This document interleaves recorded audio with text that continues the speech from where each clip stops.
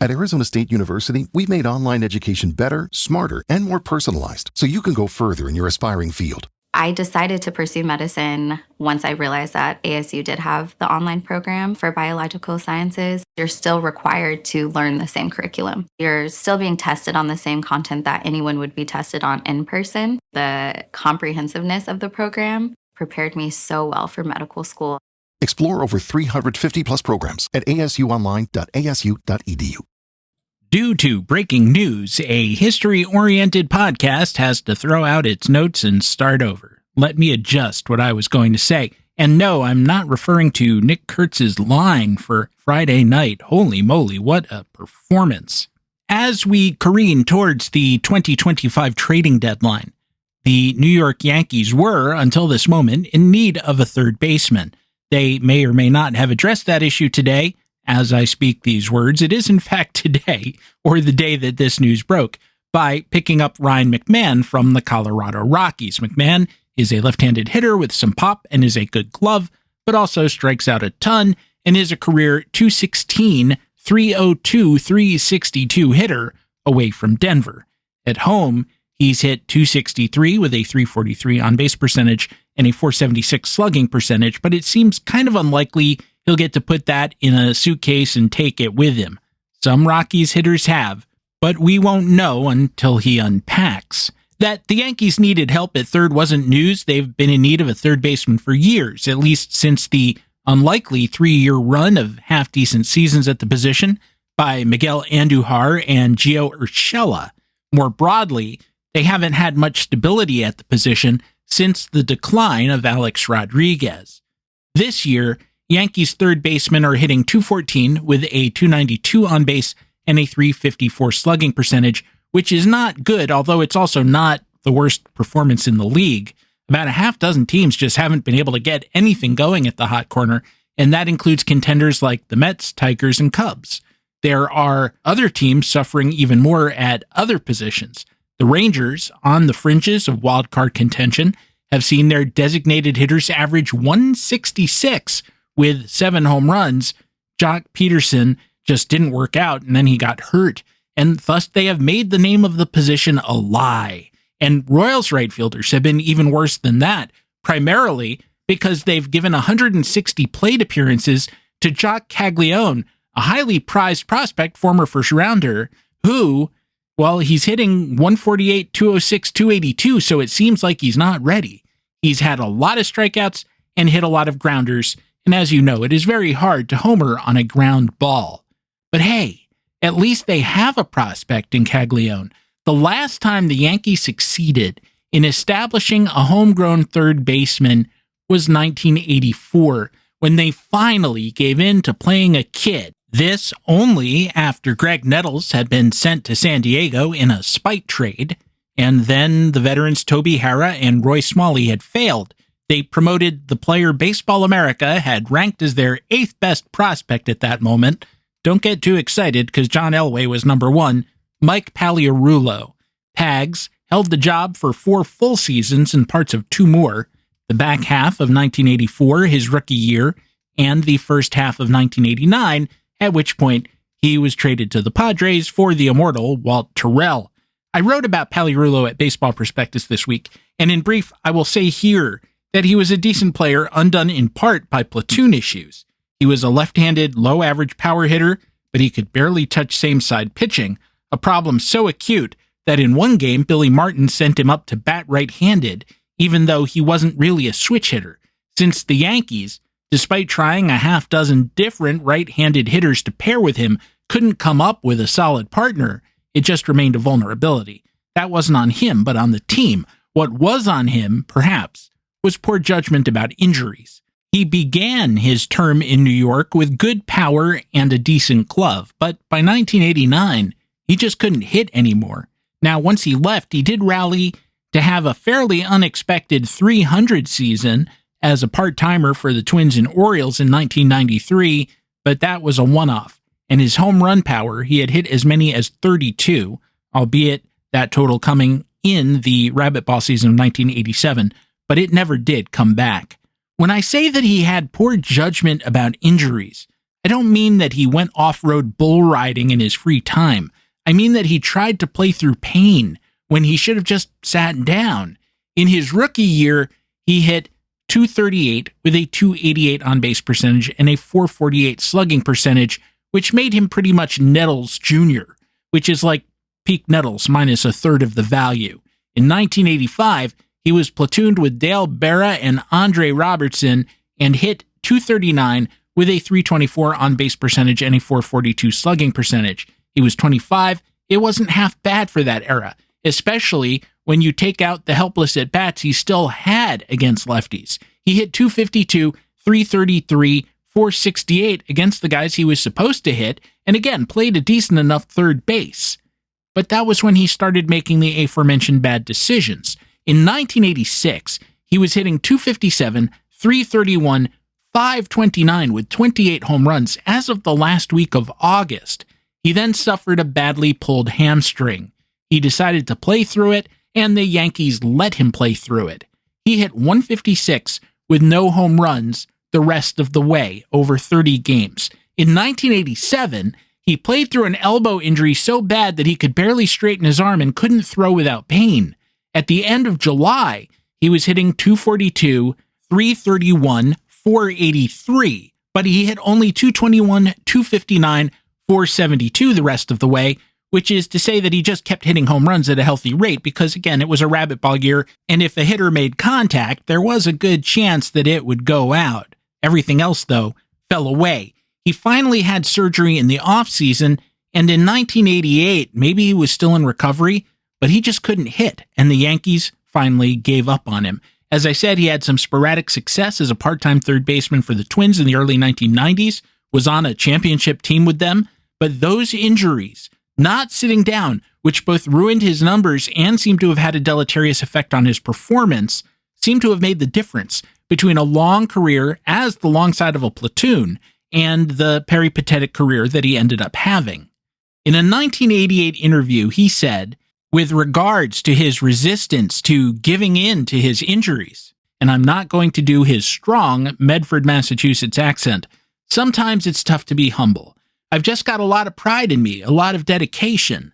I want to play every day, and I don't want to let anybody down. I don't ever want to hear anybody say that I didn't go out and do the best that I could. Here I experience a bit of cognitive dissonance because his dedication is actually, or was, anti-dedication. It seems to me that if your arm hurts so badly that it's affecting your throwing and you've stopped hitting, then you're not doing the best that you can because you're incapable of doing it. You may intend to, which is an honorable thing, but you can't, and so your intentions are vexed. They are counterproductive. The best part of pride might be the Joe DiMaggio part, the part where you can be the bigger man and get the hell out of the way when you realize you're no longer capable of doing the best that you could. If you get an A+ for your intentions, but an F for your execution, then how has the team benefited? Speaking of the better part of pride being knowing when to step aside, I once got to spend a long afternoon in George Steinbrenner's office. I had seen it described many times. In reality, it was drab and disappointing. He supposedly had a sign or an embroidered pillow or something, and that pillow said, "Lead, follow, or get out of the way." I didn't see that there, but it applied to the Yankees' third baseman at that moment. He wasn't leading, but he didn't know how to get out of the way. As far as following, he was tuned into one particular wavelength, the siren song that leads directly to the infinite inning.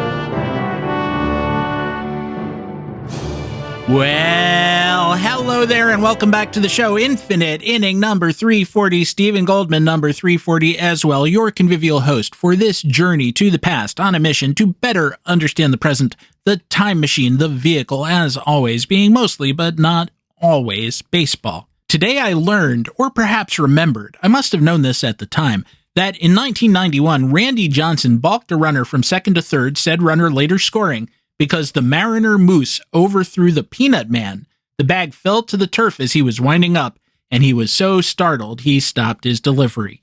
Can you blame him? Wow, I am still marveling over that Nick Kurtz 4 home run line from tonight. I don't think I've been at a 3 home run game. I haven't been at a no-hitter.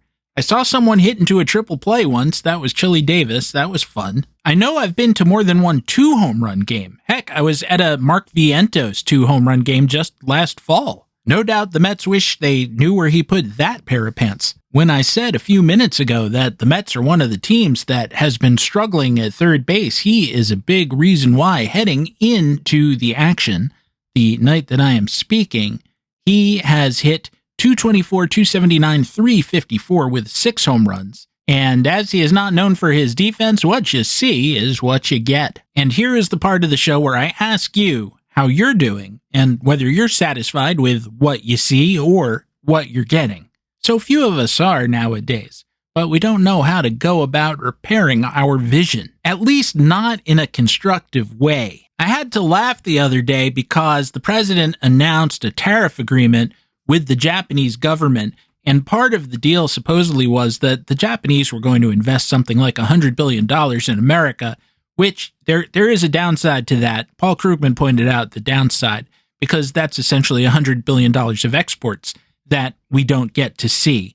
But I'm old enough to remember when there was a huge panic in this country about the Japanese buying things, buying the Empire State Building, taking over. This is when they had a really hot economy for a while. It's been pretty much in neutral or rolling backwards ever since. But you might recall there was a Michael Crichton novel or a film, both with, I think, Sean Connery and Wesley Snipes as detectives teaming up to combat the perfidious, rapacious Japanese, which they weren't. They just had a lot of cash and they were trying to put it in places where it would become more cash. But more benignly, there was an anodyne, or mostly anodyne as I recall it, Ron Howard comedy starring Michael Keaton about the Japanese buying a Detroit auto factory.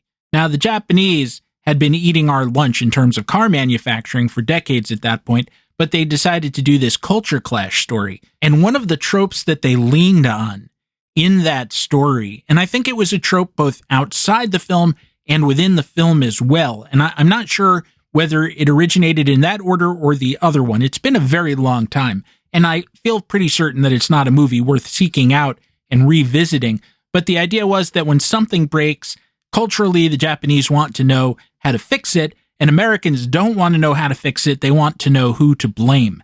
And that came to mind recently because there's been a lot of commentary about the meaning of pedophilic sex crimes related to Jeffrey Epstein and their magnetic appeal to the right as we go through this current controversy involving the President of the United States and his long ago relationship with that feller. It seems like the fix is in. I won't go down that line extensively here, except to say that I've seen various commentators point out, among them Josh Marshall of Talking Points Memo, very articulately, that the victims are never centered in the right-wing narratives about these crimes because they're not that interested in the victims.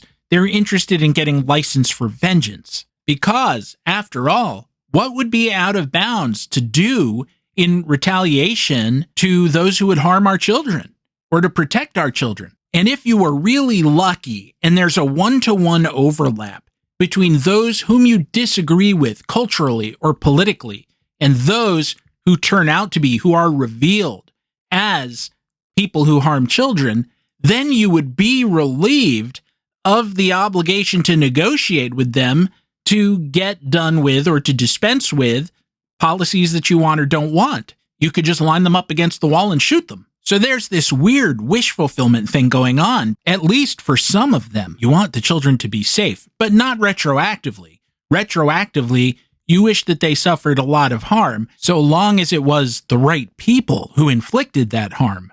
because then you not only know who to blame, you know what to do about it. You get what I'm saying, right? It's not necessarily intuitive because everyone involved is talking about kids. But just imagine there's a turkey sub on the table in front of you. I don't mean to compare children to turkey subs. I'm just saying an abstract kind of problem.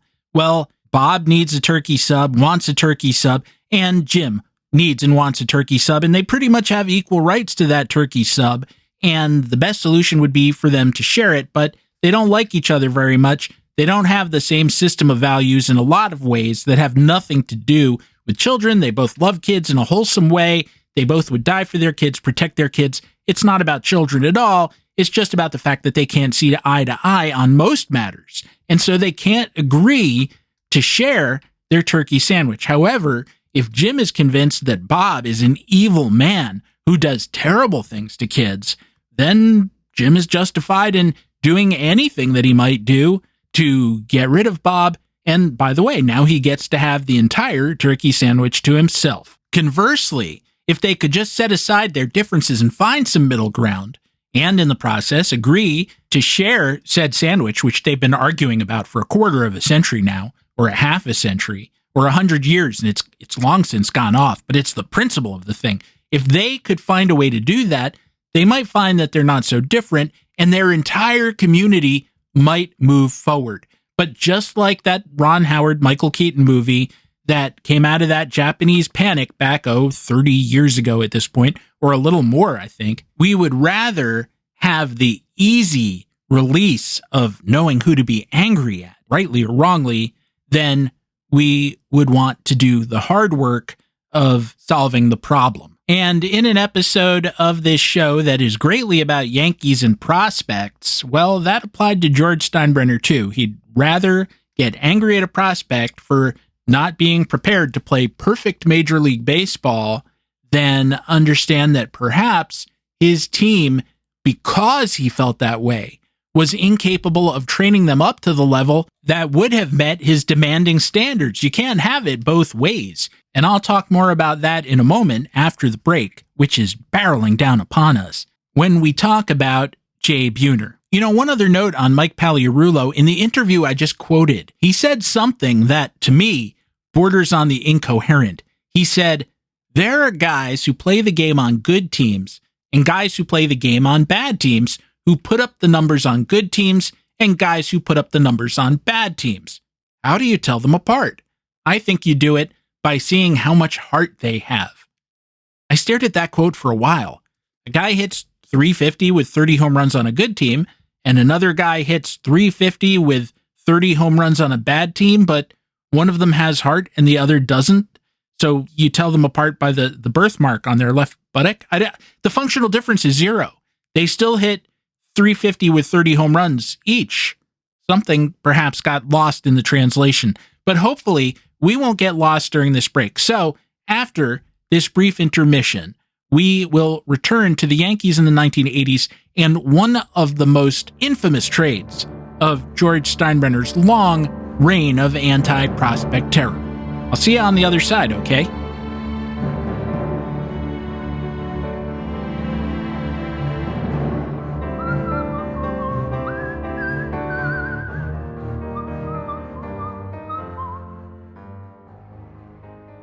At Arizona State University, we're bringing world-class education from our globally acclaimed faculty to you.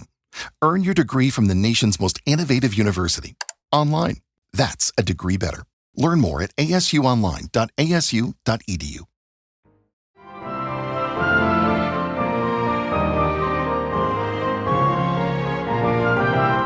During that break, I stepped out for a minute and my wife said, hey, the Mets got an Oriole as well. And I said, yeah, they got Gregory Soto, the reliever, from the Orioles. But what do you mean as well? And she said, didn't the Yankees get an Oriole? I said, no, they got a Rocky. And I realized I was just one syllable off from Charlie Brown's immortal line of Halloween disappointment from the Peanuts Halloween special, I got a rock. I guess in Yankees baseball history, that would be, I got a trout. Sometimes while watching baseball, I'm fascinated by how every play takes at least two players to make a good thing good or a bad thing bad, with the caveat that hitting looks much, much easier on television than it does at the ballpark, or if, heaven forfend, you are facing live pitching yourself. Sometimes you'll see a pitcher throw a meatball down the pipe, and the hitter either swings through it or takes it, and you say, that was it. That was the one he was going to get, this at-bat. He missed his chance. And I don't mean it would have been your meatball, because you are not Aaron Judge. I mean, I shouldn't speak for anyone but myself. I am not Aaron Judge. I am not even Johnny LeMaster. The point, rather, is that even if television does make hitting look a lot easier than it is by slowing it down dramatically, if you've watched enough baseball, you learn to recognize a center-cut fastball as it heads for the plate. You learn to see a slider that is breaking directly into the sweet spot for a left-handed power hitter. Similarly, if you watch your favorite hitters long enough, you learn their strengths and their vulnerabilities. You know that, say, a hitter has a weakness for high fastballs, and that if the pitcher sequences things correctly and then throws one somewhere a little outside and at the height of, say, the batter's shoulders, he's going to miss it. But then again, sometimes that pitch goes out. Sometimes the slider that the lefty on 9 days out of 10 would have pulled into the seats gets tapped to the shortstop. And to exaggerate just a wee bit, if a batter hits 30 balls, 390 feet, and Byron Buxton pulls all 30 of them down at the wall, that hitter is in a bad slump. He's 0 for 30. It just happens, though, that Byron Buxton was out there. Otherwise, he's hitting on all cylinders. So a bad pitch is only a bad pitch if everyone cooperates, if the hitter takes advantage, and a good pitch is only a good pitch if someone swings and misses. And both might be moot if a fielder gets in the way. But maybe there's a bad fielder out there. In 2017, Jeff Samardzija, pitching for the Giants, allowed 12 triples, which is tied with Ubaldo Jimenez for the most three-base hits given up by a pitcher in a single season this century. He played in a park, the Giants Park, that promotes triples, but his center fielder was also Denard Span, who had been a pretty good defensive outfielder, but by then he was in his 30s and had undergone 2 hip surgeries, which tends to cut down on your movement. Statistically, that year he was the worst defensive outfielder in the major leagues. He played only one more season after that, and it was in left. Samardzija had a 4.42 ERA that year, but his fielding independent ERA was only 3.61, which would have been the second best full season mark of his career to that point. Unfortunately, you can't disentangle the player from his context, from his team, and give him credit for things that should have happened, but didn't. And if you want a theme for this segment, it's that prospects are like that as well. I bring this up at trade deadline time because I want to look at one of the most infamous Yankees trades of all times in a different way. I'm speaking, of course, of Jay Buhner for Ken Phelps. What, you thought I was going to bring up Urban Shocker with Nick Cullip, Joe Gedeon, Fritz Mazel, Les Nunemaker, and $15,000 to the Browns for Gettysburg Eddie Plank and Del Pratt? I suppose I could have. I mean, Urban Shocker was a great pitcher until, he inconveniently died. Pratt was a pretty good second baseman for the Yankees, although past his peak, and, well, Gettysburg Eddie was a Hall of Famer, but he retired rather than go to New York. So yeah, not their best, far from their worst. For the record, this one, which may have been that, or it's on the list, came on July 21st, 1988, and the Yankees got, as you know, the veteran DH and occasional first baseman Phelps in return for outfielder Buhner and pitching prospects Rick Balaban and Troy Evers, their 1985 first and second round draft picks, respectively. Well, sort of, in Balaban's case. He was a compensation pick due to an odd commissioner's ruling coming out of the now defunct January draft secondary phase. This was in 1984. The Yankees selected pitcher Tim Belcher with the first overall pick, but they didn't get to keep him because of a procedural screw-up. About a nanosecond after he signed, the A's took him as a free agent compensation pick, and that shouldn't have been allowed by the commissioner's office. It was a paperwork mix-up, but Bowie Kuhn was one of the worst commissioners, which is not saying much because all commissioners have been one of the worst commissioners. You point me to a good baseball commissioner, and I will point you to an imaginary story with elves and unicorns and fast food that's healthy to eat. I digress. On December 20th, 1984, the Pirates made an awful trade of their own with the Yankees, picking up used-up outfielder Steve Kemp and infielder Tim Foley in return for Dale Berra, Alfonso Pulido, and Buhner. When the Yankees acquired Buhner, he had just hit .323 with a .427 on-base percentage and a .537 slugging percentage as a teenager in the New York Penn League. He continued to slug as he climbed the ladder and had hit 31 homers for AAA Columbus in 1987. During spring training 1988, the Yankees listed him with Al Leiter, Roberto Kelly, and Hensley Bam Bam Mullins as prospects they wouldn't trade no matter how desperately they needed pitching. And oh, did they. Simultaneously, they had Buhner blocked because they had signed for no particular reason, just acting spasmodically, Jack Clark to be their everyday DH. They also had Ricky Henderson in left field, Dave Winfield in right field, and some combination of the veterans Claudell Washington and Gary Ward were going to handle center. But if that didn't work out, Roberto Kelly had dibs on the spot because he was the one of the prospects you could project as a center fielder. Buhner was acknowledged to have a great arm, but he wasn't going to play center full-time in the majors, and indeed, that was not his destiny. And he had a hitch in his swing.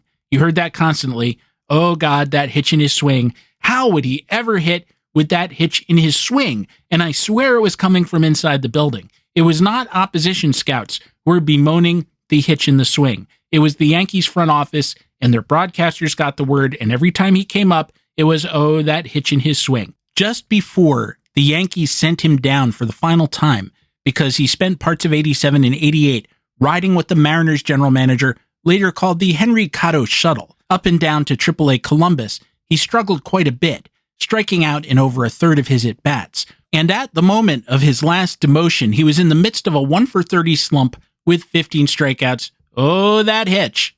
The Yankees had been trying, in fact, to trade him for a while. They had offered him to Cleveland for Mel Hall, who was on their mind for years, and they offered him to Pittsburgh for Tommy Gregg. Hall turned out to be a bad guy on a few different levels, including in the clubhouse, but he did hit from time to time. In a platoon sort of way, I mean. Gregg, though, Gregg never hit in the majors, and if you look at his minor league numbers, what they suggest is if everything had gone right, he might have turned into sort of a Dave Magadan-style first baseman. Ask yourself if, under most conditions, you would trade a good defensive outfielder with 30 home run power for that guy. That April, the Yankees offered Buhner or Mullins to the Braves for the lefty pitcher Zane Smith. The Braves said niet. They offered him to the Orioles with Charlie Hudson and Bobby Meacham, two players they were desperate to get rid of, in return for the second base prospect Pete Stanisek and the veteran right-handed starting pitcher, former 20-game winner Mike Boddicker. The Orioles were game, but they wanted to keep Stanisek and have the Yankees add Pat Clements, a lefty who the Pirates had thrown into the Rick Rhoden-Doug Drabeck deal, another nightmarish exchange for the Yankees. Did not happen. Boddicker could give the Yankees a formidable right-handed staff, joining Rick Rhoden and Rich Dotson in the rotation, wrote Michael Martinez in the New York Times. Oh boy, was that Could doing some heavy lifting, and it did not require or doesn't require the benefit of hindsight to have known that at the time. Mike Boddicker, big curveball guy, former 20-game winner, AL ERA leader, who was in his free agent walk year. So the Yankees were willing to deal away all those guys. To be fair, 2 of 3 of them fungible, but for a past peak pitcher who would not have made a difference in the race. Not enough of one, I mean. Subsequently, at the deadline, the Orioles sent Boddicker to the Red Sox instead and got back Brady Anderson and Curt Schilling. So, yeah, good judgment O's. That was GM Roland Hemond, and kudos to him. In summary, though, the Yankees were begging baseball to take Jay Buhner off their hands. Lou Piniella, who Steinbrenner was bouncing between the general manager and manager's chairs at that time, later said that George ordered him and Bob Quinn, at that moment the titular GM, to make the deal that ultimately satisfied them in that regard, the deal for Phelps, to choose between Buhner and Roberto Kelly as to who to send away. I didn't want to give up either young outfielder, Piniella said, but George liked to move people, managers, pitching coaches, so Buhner was picked, and we made the deal. Now Phelps, he was 33. He had been a late bloomer, in part because he had come to the majors through the Royals and Expos organizations, turf teams that built around speed, not slow sluggers. When he finally found his way to the Mariners organization via purchase from the Expos, the young, still recent expansion team gave him his first solid chance. This after hitting a total of 151 home runs in the minor leagues, including 46 one year for AAA Wichita. And he proved to be a pretty special hitter. He was limited, but in a way that could help you.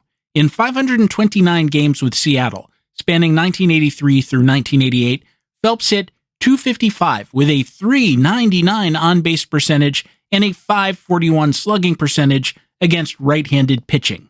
Over 250 players had at least 1,000 plate appearances against righties in those same years, 1983 through 1988. How many had a higher slugging percentage than Mr. Phelps, your mission, should you choose to accept it? 3. Darryl Strawberry, Don Mattingly, and George Brett. As a Mariner, he homered once every 13.3 at-bats. That's approximately 38 for every 500 times at the plate, and that's a huge total, especially for back then. So it wasn't a bad idea to acquire Phelps in and of himself. The Yankees had been trying to do that since 1985. The immediate problem, as I've already hinted, was that they had nowhere to play him. When Phelps got the word, he in fact called Bob Quinn and said he was excited to be a Yankee, but asked, "What do you need me for?" Again, Clark was the DH, and he had played right field and first base during his career, but he wasn't great defensively, and he tended to get hurt. As importantly, you couldn't bench Don Mattingly so he could play first base, and you couldn't bench Dave Winfield so he could play right field, and you couldn't bench Rickey Henderson so he could play left. Pinella's solution was to argue that Mattingly could play the outfield.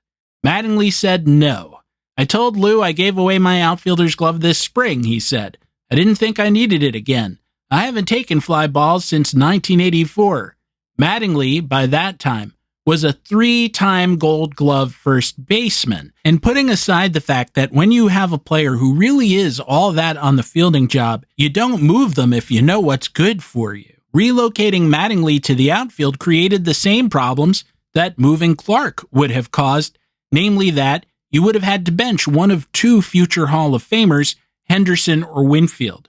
Pinella's argument was, well, those guys could use the occasional rest, so we'll have a bit of a rotation. He also said, "During the rain delay the other night, I watched the highlights of the Yankees' '61 World Championship team. They won the championship with Johnny Blanchard in right field and Yogi Berra in left. It didn't hurt them any. Besides, if ahead in the game, you can always make a defensive switch." Now, it is true that the Yankees often had Yogi Berra playing left field for a good chunk of the 1961 World Series. He seems to have forgotten that Roger Maris was the everyday right fielder. Blanchard made only 5 starts in right, 4 of them late after the race had been decided, and Mickey Mantle was hurt, and so Maris played center, and yes, Mantle was unable to go in the 1961 World Series. So in that 5-game contest, yes, Maris played some center and Blanchard played some right. That is what you call a small sample problem, and one that Pinella may or may not have been able to get by with if the Yankees had made the 1988 World Series. The problem was they had to get there first. And the 1961 Yankees were not so good that they would have made it to the World Series without Mickey Mantle hitting 54 home runs over most of the regular season. He did that very specifically because Houck was intelligent enough, and he was not the world's smartest manager, but he knew not to bench him for Johnny Blanchard, who really was kind of the Ken Phelps of the 1961 Yankees. He hit really well, slugged .613 in 275 plate appearances, most of them coming as one of the reserve catchers because the Yankees had bigger fish to fry in the outfield, namely Mantle and Maris. I know this is obvious. I will stop. Now, Clark did make the odd appearance in the field after the Ken Phelps trade. On July 24th, he played first base, Mattingly played left field, and Phelps was the designated hitter. This had the added bonus of irritating Rickey Henderson, who was moved from left to center field, which he felt was too hard on his legs and led to injuries. That turned out to be a one-time experiment. Phelps started just 25 of the 68 games remaining after his acquisition. He made the most out of his playing time, hitting .224 with a .339 on-base percentage and a .551 slugging percentage, hitting 10 home runs in 107 at-bats. It wasn't bad, it was just redundant and disruptive, and of course because folks were more batting average oriented back then, they didn't necessarily notice just how often he was killing the ball, a home run once every 10 times up. And the Yankees didn't win, not because they had been or were short of left-handed power, but because they were short of right-handed pitching, also left-handed pitching, and starting pitching, and relief pitching. You know the rest of the story with Buhner. He played for the next dozen years and hit 310 home runs, all for the Mariners, swatting 40 or more every year from 1995 through 1997. Was he a great player? No, not necessarily. Was he a good one? Oh yeah. Did he strike out a lot because he had a hitch in his swing? Sure. But he hit .254 for his career, which, given power and walks and the throwing arm, was good enough. The TLDR of this story is that you can't build a good team by giving away 23-year-old top prospects for 33-year-old platoon DHs. Everyone knew this, except George Steinbrenner. So there was a lot of agita about the trade, including the famous rant given to Jerry Stiller on Seinfeld. That August, Buhner came back to the stadium as a visitor and hit a 450-foot homer into the center field bleachers in the old ballpark. Only 5 hitters had done that since Yankee Stadium was renovated in the mid-1970s, and it was a bitter thing for fans to watch. And yet, we also have to talk about what would have happened had Buhner stayed. My guess is he wouldn't have been anything, not very much at all. So in a sense, in trading him, the Yankees optimized his value to them. And I know that's counterintuitive, but I'll explain what I'm trying to say in making that observation right after we take our second and final intermission of this episode. You'll stick around, won't you?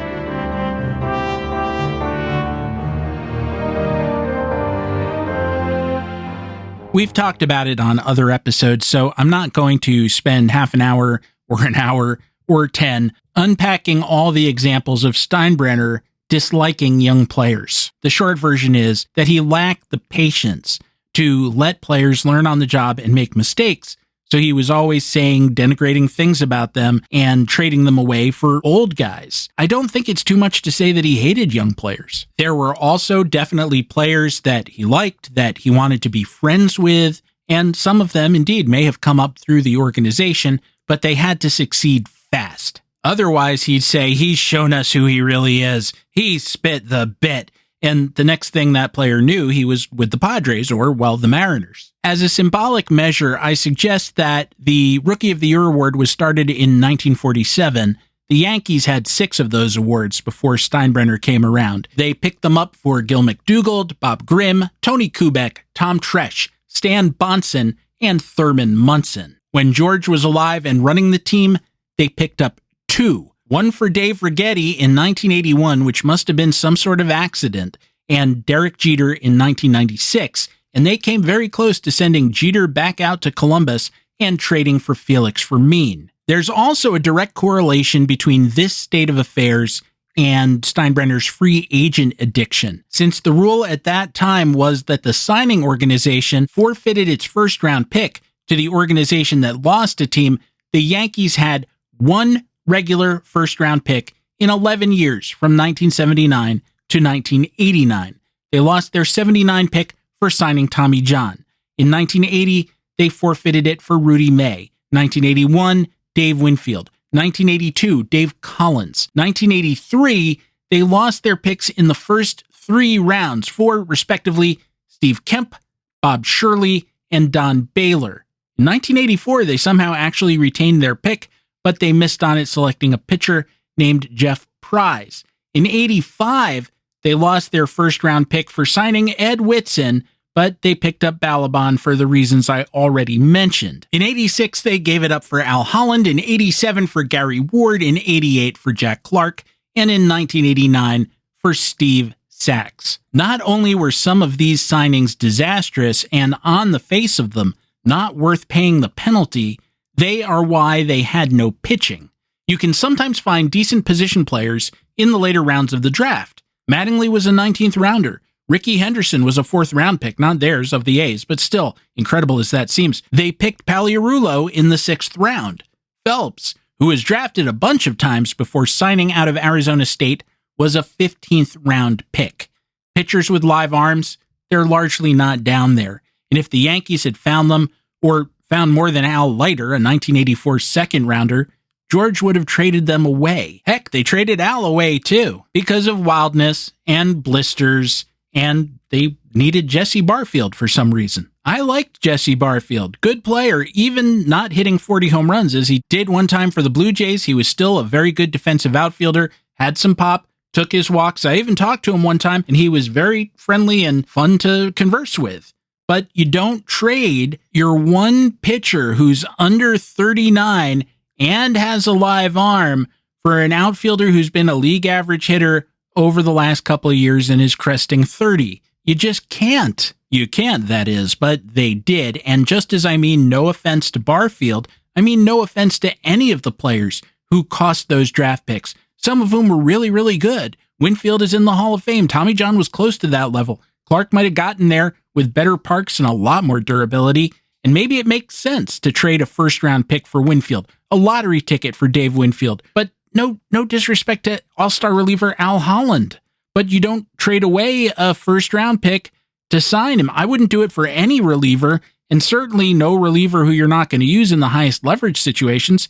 And they did not have that plan for Holland. Not only that, but he was 33 and ended up pitching only 28 games for them. The player they might have selected with that pick could have been with them for 10 years. I'll give you an example of that, although it's admittedly an outlier. This doesn't happen often with compensation picks or any picks. But remember I said the Yankees lost their first 3 picks 1, 2, and 3, in the 1983 draft due to free agent signings? The Angels got their 3rd rounder for losing Don Baylor. Good player, Don Baylor. Also, nice guy in my experience. They picked Wally Joyner with that selection. And so the Yankees got 3 seasons from a 30-something designated hitter, 2 of them pretty good. Conversely, the Angels got, a super popular kid who then went on to have 16 major league seasons in front of him. But then the Yankees wouldn't have known what to do with Joyner either. He would have been another Hal Morris, stuck behind Mattingly, traded for Tim Leary or the equivalent. Rick Balaban, the pitcher thrown in, or one of the 2 pitchers thrown into the Ken Phelps trade, was interesting in that way, actually. The Yankees had that compensation pick for losing Belcher placed at the very end of the first round of the 1985 draft. They took Balaban out of high school. He was considered a first-round talent, but he fell that far because it was understood that he would stick to a commitment to attend Arizona State. The Yankees gave him a $200,000 bonus to change his mind. The first overall pick, B.J. Surhoff, in comparison, got $150,000. So Balaban signed, and he was really good at first, pitching to a 1.74 ERA in 72 1/3 innings for Low A. Oneonta. But then he had bone chips in his elbows, or elbow, singular. I suppose it doesn't matter if he had bone chips in his left arm, underwent surgery, and was still trying to come back when he was included in the Buhner deal. His ERA in the Yankees system in 1987 was 6.92. With the Mariners, who were getting decent at developing the odd pitcher back then, he worked to a 2.85 ERA in 180 innings in 1989 and a 2.92 ERA in 179 innings in 1990. Now, would he have recovered from the surgery in the same way with the Yankees? My argument is no. They lack the patience, therefore they lack the experience, which means that no matter who is on staff, they lack the expertise. Now, at that point, he seems to have broken down again with the Mariners, and he never did make the majors. In fact, he stopped pitching altogether at 24, and I haven't been able to figure out what happened exactly. He was from the Philadelphia area, and it seems like he went home and went back to college at that point. That was after a rough start at AAA in 1991 that saw him demoted to AA, and he seems to have said, okay, no more. His strikeout rate dropped from 8.5 per 9 in 1990 to 5 in 1991, with a concomitant near doubling of his walk rate, and that's why I'm inferring that maybe his arm was unhealthy again. That could have happened in any organization to any pitcher, of course. My point is that the Yankees might not have been able to get him to that point. As I said, they lacked the skill, they lacked the patience, and the same thing applies to Buhner. And that hitch, that was the Pinstriped excuse. They would have kept him on the bench for old guys and blamed that rather than trying to coach him out of it. The Mariners needed to coach him for a while as well, and they did, but it took about 4 years. There were some injuries, and some slumps, he didn't fully escape AAA Calgary until June of 1990. Given the trades the Yankees made in that period, if his development had run along parallel lines, they would have had to resist sending him out for Dale Mahorsick or throwing him into the deal that sent an unhappy Clark away to the Padres, or for Mel Hall, who they finally got, or Tom Brookins, who they acquired to platoon with Palirulo, or Steve Balboni the return, or John Habian, or Walt Terrell. I'll stop. But there is zero chance he wouldn't have been included, zero, in one of those deals, because as soon as he started striking out, Steinbrenner would have soured on him. And all of this is counterfactual, but it seems to me rooted in truth. Buhner for Phelps was a terrible trade, but at the same time, trading Buhner was the only thing the Yankees could do to realize value in him. They were incapable of finding that value if they held on to him. Therefore, he had greater value to all other teams. Now, what the Yankees really needed to do was address that problem, which means they needed George to go away, and that would be arranged shortly. But so long as he was in charge, dealing Buhner was the right decision because they were incapable of acting for the right reasons in the right way. The wrong decision, the really wrong decision in this story, was moving him for a player they didn't need, who was a short-timer in another delusional attempt to win a division title despite their overwhelming weakness in other areas. And so the moral of the story? One man's treasure is another man's trash. If he's insistent upon it, it's no fun, but it's true.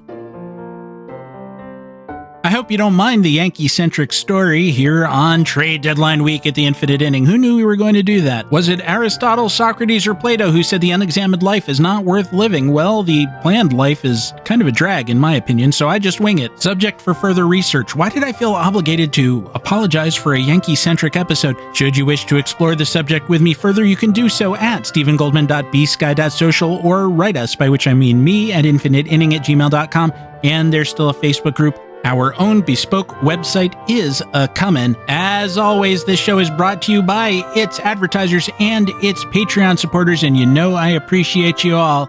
Should you wish to support the show, I do hope you'll visit patreon.com/theinfiniteinning. And on that note, I would like to welcome Ben aboard. Thank you so much, Ben.